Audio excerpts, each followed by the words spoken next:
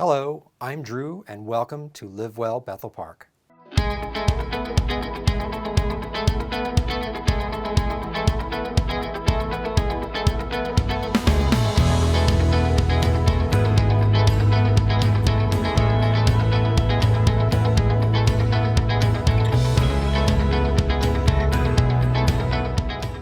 Live Well Bethel Park is a monthly series that brings you information and advice on how to live a healthier, happier life.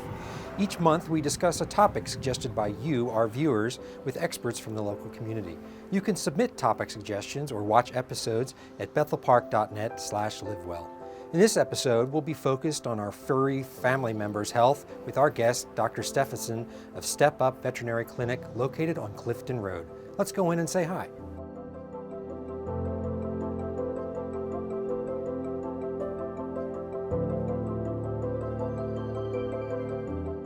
Dr. Stephenson will be discussing many of the common issues that our pets experience in the spring and summer, and he'll also be answering questions that we received from you.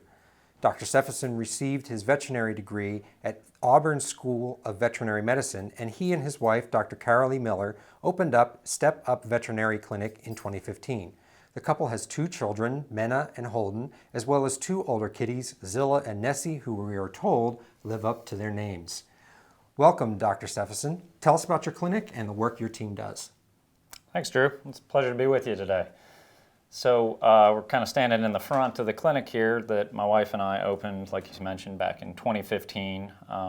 Goal was just to open a small community veterinary clinic. We actually opened right after Thanksgiving in 2015, and we've been here for 7+ years going on now. We now have 4 vets working for us, and we have a lot of community support, and we see a lot of animals and a lot of family pets in the area. It's been kind of a dream. We lived in Bethel Park when we initially opened the clinic, and we now live in Peters, so we kind of have lived just right around the area in the clinic, and we see pets from Bethel Park, South Park, Peters Township, all around the area. But like you said, absolutely happy to be with you here and discuss kind of our spring and summer ailments that we see most commonly come into the clinic.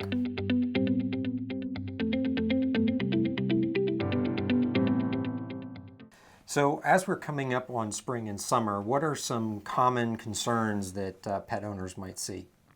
I'd say the most common things we see coming up in the spring and summer be related to a lot of our dermatologic, so our skin conditions in our dogs and cats. We tend to see a lot more skin infections, allergy flare-ups, certainly a lot of ectoparasites, so fleas and ticks certainly start to become a lot more active in the spring and a little bit into the summer, though they tend not to care for the 90+ degree weather. But so our kind of most common seasons there tend to be the cool, wet weather as we're experiencing out right now. So when the flowers start to come up, that's when we start to see a lot of those things. But definitely most common skin conditions, we'll see a lot of skin infections, we'll see a lot of ear infections. Those tend to be much more prevalent in the spring and summer as everybody gets back outside again. So not just us, but our animals, when they start to swim and see water activity and be outside a lot more, we tend to see those things tend to crop up. As I mentioned, we do also see a lot more allergies too. So our animals do experience allergies just like you and I, except they tend to experience more, again, dermatologic conditions. So you and I tend to think of, like my daughter has a peanut allergy, and so a lot of people tend to think about anaphylactic episodes and things like that. Generally, with our allergies in dogs and cats, we tend to see inflammation, itchiness of the skin, and we have a lot of common allergens. But the most common ones that we see are environmental allergens, so leading to like an atopic dermatitis, or we see a lot of food allergies as well. And food allergies in dogs and cats, as opposed to my daughter, will manifest once again in skin conditions. Again, the most common being ear infections in the spring and summer. And so it generally just tends to be that if they're experiencing higher allergen load, you and I are more likely to see that they're exhibiting symptoms. And again, those could be anything from chewing to scratching. And a lot of times if that's going on long enough or it's severe enough, you'll start to see that they can actually damage their skin. So once again, picking on the children, if you have a child with a mosquito bite, it's just a mosquito bite initially, but if they scratch at it persistently, you might end up with an open wound and then a secondary bacterial infection. Yeah. And then, as opposed to Scar here, who was so helpful in being a somewhat unwilling participant, but we have a lot of longer-coated dogs. So certainly our longer-coated dogs, Newfoundlands, a lot of these guys, when they get wet, their hair coat tends to stick and mat to themselves. And so a lot of times there, if they're not dried or it remains wet for a long period of time, that's a perfect environment on the skin there. You've got a nice, warm, moist environment. So you've got bacteria on the skin and you might end up with an overgrowth. We tend to see a lot of hot spots. So people are probably familiar with hot spots, and that's a little localized allergic reaction that leads to a skin infection in a particular area. What about when the dogs are out being active? What kind of injuries are we looking at? Spring and summertime, people might want to go to the dog park, that sort of thing. What do you see from that? So being in Pennsylvania, I'd be remiss not to mention Lyme disease. We see Lyme disease is the most common, not necessarily an injury, but a lot of times Lyme disease in our dogs and cats will present as a sudden lameness, and does tend to be more common when, as you mentioned, dogs and probably to a lesser extent cats, but dogs and people are more active and outdoors a lot more. So that's not to say that we can't see injuries just as in people with sprains and strains, but a lot of times when we see a suddenly limping dog in Pennsylvania, we certainly want to rule out Lyme disease. And one of the biggest things that we recommend as far as Lyme disease prevention, because we would always rather prevent a disease than treat a disease, we recommend our flea and tick preventives. Certainly, they're oral and topical flea and tick preventives, and we recommend those year-round, but it's very, very critical to remain up with those in the spring and summer, and certainly as we're becoming more active. There are also a variety of vaccinations. Unfortunately for you and I, we don't have a Lyme disease vaccination, but for these guys, we do. And the Lyme vaccine is very, very effective in this area at preventing Lyme disease. We do also see, in addition to our sprains and strains, we see a lot of cruciate injuries. So our dogs have knees just like you and I, and they can experience cruciate tears, which in a dog we refer to it as a cranial cruciate, but everybody else would be more familiar with an anterior cruciate, so an ACL injury. We see that develop a lot of times as a sudden non-weight-bearing lameness in a rear leg. But those would probably be the two most common things that we see in terms of injuries as we're becoming more active.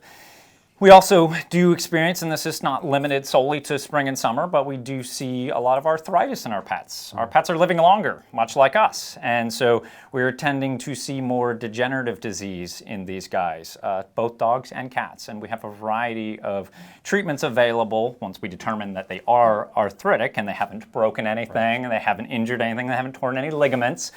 We do have a variety of treatments available for our degenerative joint disease, our arthritic patients.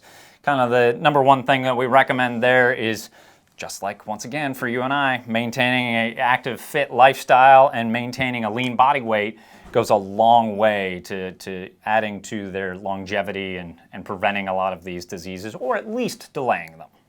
So what about feeding your pets? Specifically, what kind of human food is not good for dogs? So there's a lot of human food that's not good for humans. Okay. But in particular for dogs, we do have a number of foods that are, number one, toxic. So those ones should be avoided at all costs. Okay, the ones that a lot of people tend to think of are chocolates. Chocolates tend to be very, very toxic to dogs, depending on the type of chocolate. White chocolate is the best because it contains less of the toxic components.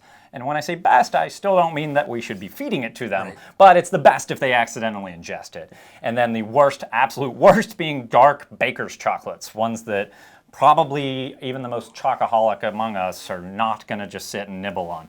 Those ones contain the highest amount of toxic compounds such as theobromine and methylxanthines, which are going to be toxic to these guys. I should also mention that the smaller the dog, the lower the toxic dose. So for a dog like Scar here, who is probably roughly about 100 pounds, a Hershey Kiss is not going to be the end of the world. But to our little 5-pound Chihuahua, a Hershey Kiss might be problematic. So that's going to be the number one thing to avoid. Other things that you would have in the kitchen and around the house regularly, if you have kids like myself, grapes and raisins can also be very, very toxic to dogs and can cause damage to their kidneys. We also recommend avoiding garlic and onions, which can cause oxidative damage to the red blood cells. Among the other foods that we really don't recommend feeding them would be anything with a really high fat content. Okay, so butters, 50-50 ground meat that is mostly fat. We do see a lot of pancreatitis develop in dogs, which is inflammation of the pancreas, and can be a very serious illness that generally tends to be associated with feeding things from the table and feeding high-fat foods. So those would be the kind of most common things that we recommend avoiding. Other things that would be in the house would be medications. So some of the things that we think of as not really all that toxic, Tylenol, ibuprofen, actually are very, very toxic and can be toxic to small children as well as dogs. So we definitely recommend if we're using any medications that we use something that is specifically formulated and designed for these guys. Well, we talked about the dogs. How about cats? Is there an equivalent for cats in the house? So yes, there is an equivalent for cats. We should avoid all of those foods as well. Mm-hmm. Now, cats are going to be probably less likely to snack on the Halloween candy as our dogs are. The probably number one toxicity that we see in our indoor cats are actually lilies. So dogs tend not to. I say not to, but they tend not to eat our plants and flowers that are on the table versus I've got to do house cats, and though we don't want them on the table or the counter, you know that they find their way to wherever they want to be. And so lilies and a variety of our flowering plants and things that are very pretty are usually our most common toxicities with cats. So again, avoiding all of the foods that were previously mentioned, although I don't know that I've yet met the cat that you could show a cut onion to and they would snack on. Yeah. So what can you tell us about how people should go about picking a pet? What if they don't have a pet now, but they want to move forward with either a cat, a dog, a lizard? We have a few bearded dragons here. A few bearded dragons. Mm-hmm. Absolutely. They have personalities just like these guys. Probably the best thing that I could suggest is if you are focused on a particular breed, the AKC and a lot of organizations kind of will give you a sort of kind of brief fact sheet on that breed. So things that you should probably definitely keep in mind are energy requirements. You know, do you live in an apartment? Are you in a condominium? Do you have a house with 10 acres? Do you have easy access to a dog park? So kind of just generalized that we have certainly breeds that are more lackadaisical and happy to lay with you on the couch and watch TV. And then we have breeds where that's going to potentially lead to some behavioral problems, and they have really high energy requirements and kind of a lot of drive. So I would say that, you know, doing at least just some research in terms of looking at what type of breed you think you would like. We do have a lot of shelters and rescue organizations in the area as well. All of my pets have been shelter pets and rescue pets. So it's certainly fine if you're looking at a particular breed and you want to research some breeders. But at the same time, if you want to give one of these guys a forever home that, you know, they're, like I said, there's a lot. The Washington County Humane Society, there's the Humane Society downtown. So there are a lot of shelters and other organizations that also would be happy to provide you because, as I mentioned, not just our lizards, but anybody that's ever had one of these guys or somebody that's going to be a first-time dog owner, just let you know these guys definitely have personalities. And one of the nice things about the shelters and the humane rescue organizations are that they get to know these guys a little bit. Yep. They've generally either been with the rescue for a little while or they've been with a foster. So they can not only give you some information on the breed, but they can also give you some information on their individual personality. And then certainly there are other requirements. So if you know, for instance, that you are allergic to a particular type of animal, so cats, dogs, that would be something to keep in mind as well. So certainly have people like myself that are allergic to cats that live with cats, and that's fine. If you're willing to live with that, that's not a problem. But so those would be things that I would think about initially before trying to provide one of these guys a forever home. The other thing I would contemplate is, depending on what life stage you're looking at adopting. So if we're looking at adopting a puppy, there are going to be, some kind of cost requirements that go along with that. Is it going to be a small breed dog? Is it going to be a large breed dog? 100-pound dogs generally do tend to cost a little bit more, maybe less on a pound-for-pound basis, but overall impact on your wallet is going to be a little bit more than our 5-pound dogs. And then just, kind of the requirements of our sort of healthcare and things like that. Our older dogs are going to require more in terms of a healthcare investment, so in screening lab work and preventives and just kind of maintenance things that we should do for them, versus our younger dogs are generally going to tend to be less expensive. So once again, using the analogy of you and I, when we're younger, yes, we're getting a lot of vaccines, and then I'm going to say we're before middle-aged. We're not needing as many vaccines. We don't need as much health care. And then as we tend to reach towards our latter years, there's a higher cost involvement just in terms of, like we talked about, just screening lab work and preventive maintenance and stuff like that. So that would be the other thing that I would consider, kind of the overall cost impact of what you're looking at adopting. Right. Is it going to be an 8-pound house cat that's not going to leave the house, or is it going to be a 100-pound ex-racing greyhound? Well, so I'm not a vet, but every greyhound that I've ever met, this is the typical resting state that you find them until you put them out in the yard, and then they go off into warp drive. Pretty much, either this or their roach state, where they got the legs straight up in the air. Yes, no, this would be 99% of our greyhounds. Yep. Well, thank you very much. We're going to go into some questions that our viewers have sent in, and the doctor will answer those questions in a little bit.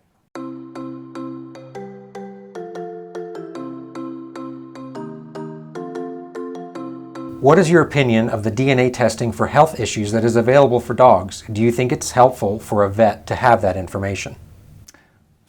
DNA testing is one of those ones that's kind of fun. I think that it's exactly that. I think it's always kind of fun to know what the makeup of your animal, especially all of my dogs have been mutts, so always interesting to find out kind of what breeds are potentially in their makeup. As far as the health implications of that, I don't know that there's much. We don't regularly recommend any DNA testing or anything like that. There are certainly some genetic tests available, and those definitely do offer some health insights. So most common one would be MDR1 genetic mutation testing. That can definitely impact kind of our health recommendations and things for dogs. But the general just over-the-counter DNA testing is certainly interesting, and I think is a neat Christmas gift, but I don't think it has a lot of health implications, at least at this time. My dog constantly scratches, mostly behind her ears. I've tried different types of allergy sprays and allergy treats, but nothing seems to work. I don't think she has fleas as I've bathed and checked her. What do I do? So we see this one pretty commonly, not necessarily scratching at ears, but scratching or chewing in general. First thing that any one of us is going to recommend, even though we don't see fleas, there's a lot of time that we don't actually see them, but they might be present. So we absolutely recommend that all of our dogs and all of our cats are on a flea preventive year-round. And so that would be the kind of first thing that I would recommend. Then, as we talked about earlier, we do see a lot of allergies and skin diseases develop, and they're not just in the spring and summer. We do see them year-round. They might be more prevalent in the spring and summer. So scratching at the ears or at the neck could certainly be an indication that either we have some itchy skin, or sometimes it could be an indication that maybe we have an ear infection. So one of the kind of first things that we'll do is look over the pet in general, as well as, kind of talking to you to see what you're seeing at home, because we get to see these guys, if we're lucky, for a half hour, and that that doesn't equate to the time that you spend at home with them. So with any type of skin infection or ear infection, a lot of times we're going to take a sample. We're going to take a sample of that skin, we're going to take a sample of what might be in the ears, and we're going to look for any infectious organisms that are present. Now, most of the time, although fleas are macroscopic and you can sometimes see them, the guys that are going to cause our ear infections and our skin infections are microscopic. So now we're talking about bacteria, our fungal infections such as yeast and stuff like that. So probably the first thing that I would say is that we definitely should be on a flea and tick preventive. And if we are still scratching, I would recommend just regular veterinary care. What can we do for our dogs at various life stages so that they can be healthier seniors? So this is one that kind of goes along, once again, drawing on human health, and with our dogs and cats, probably the number one thing that I would say in making sure that they're healthy into their senior years is, just like us, staying active and a lean body condition. That would be probably the number one thing that we can do. We do see a lot of overweight and obese pets that will develop earlier joint disease. We can see diabetes are increased in our overweight animals. So there are a lot of things that we can do, but that's probably the primary one, is keeping them active and keeping them at a lean body condition. There are a lot of joint supplements out there. There's no one that I would say that this joint supplement is right and for this dog, and this one is wrong for this dog.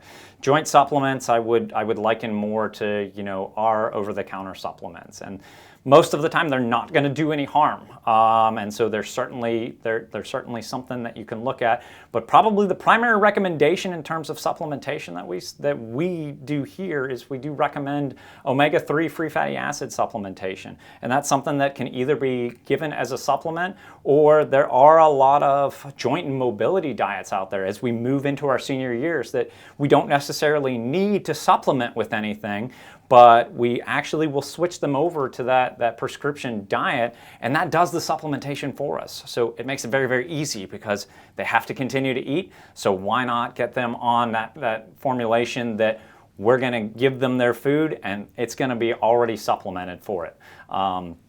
Another thing, that as they get older, we do tend to like to see these guys a little bit more frequently. So we might move from an annual exam to a biannual exam. We might want to see them every 6 months. There are a lot of tests that become more prevalent in our senior years. So a lot of times we will do some screening tests in our younger years. So for our dogs, most of our dogs, that's going to be ages 1 to 5, 1 to 7.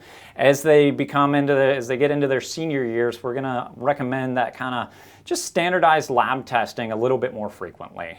What do we do if our pet has a tick? How do we remove them safely? And what can we do to prevent them from reinfesting our pet and our home? So tick bites, unfortunately, are very common. The primary thing that we recommend with any tick bite is removal of the tick. There are a lot of tick removal products on the market, the Tick Tornado, tick twisters, things like this. They're essentially, a lot of them are a glorified teaspoon with a slot in it. Biggest thing that we don't recommend is you don't apply anything to the tick. We don't want you to cover it with Vaseline. We don't want you to pour alcohol on it. We don't want to put anything caustic on the tick that might cause it to regurgitate some of the blood. We don't want to put anything there that's going to cause it to essentially back out. All of these tick products are usually just going to use them. You're going to apply slow, gentle pressure at the base of the tick. They just bite with their mouth parts, and they do embed their mouth parts. The remainder of the tick's body remains outside of the skin. So you just want to apply slow, gentle pressure to kind of pull that tick off. Always, always, always you can consult your veterinarian. We're happy to guide anybody through it. We also see a lot of animals that people bring in that have a number of ticks, or even just a single tick, and we're happy to remove those for them. So any of the vets in this area would be happy to guide anybody through and help anybody through. And I would say absolutely, if you're finding ticks on your animal, you want to make sure that you do have them on a preventive. That's going to be the number one way that, like we talked about, and I feel like I'm harping on this, but Lyme disease is just so prevalent around here. And anytime you're seeing tick bites, Lyme disease is transmitted by ticks. And so the number one thing you can do if you see a tick is to have your animal on a preventive. And the number 2 thing you can do is to remove that tick. It does take time for ticks to transmit Lyme disease. It's not a zombie movie. It's not an instantaneous transmission as soon as they bite. And if you're finding ticks on your animals, I'd suggest monitoring family members and yourself for ticks, because that means that there's ticks in your area. There might be ticks in your yard and things like that. Any of the places that our dogs are exposed to, we're generally right beside them, so we're going to see that. So in terms of preventing infestations and things coming into the house, once again, the preventives are going to be your best bet at stopping those infestations from coming up. If you do have an infestation, I would absolutely recommend working with your local vet. Your local vet's going to be a fantastic resource in terms of helping you eliminate those parasites from both your pets, but also helping you eliminate the infestation from the house. There are things that we can do to kind of treat the environment as well. Certainly with fleas, the number 1 thing you can do if you have carpets and stuff like that, you can vacuum. There are a lot of things that you have to do in terms of trying to decontaminate or reduce the exposure in the environment. But I would also be remiss if I didn't mention that if you have dogs and cats, you have a mixed animal household, that you want to make sure that every animal is treated. So it might be that you have indoor cats that don't go outside, and so they're not going to be as exposed to fleas and ticks. But if you and the dog go outside and come back in the house, you certainly can act as a taxi cab for those hitchhikers. And then if they find, in my instance, Zilla or Nessie, and they're not protected, then that's where a lot of times we'll see an infestation crop up. Thank you for answering the questions from our audience.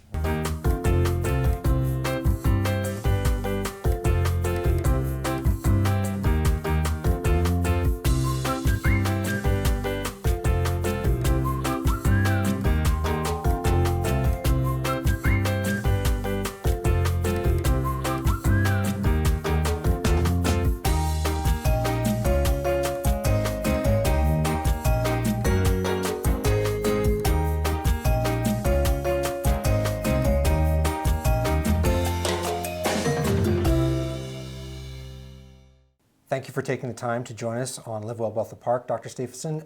If any of our viewers want to reach out to ask some more questions, how can they find you? So they're always welcome to give us a call. Phone number here is 412-212-0030. We're located here on Clifton Road, so just down from Al's Cafe near Luciano's Pizza at 1060. They can also find us on our website. So our website is astepupvet.net. They can also always welcome to Google us. If you're anywhere in the area, theoretically we should come up if you Google A Step Up. So we've had a number of contact options, and if you are an established client here, you can always use our app to contact us. You can always chat with us. You're also welcome to send us a text message. You can text message us at that same phone number. Great. Thank you very much. Thank you for your Pleasure. time. Thank you for watching Live Well Bethel Park.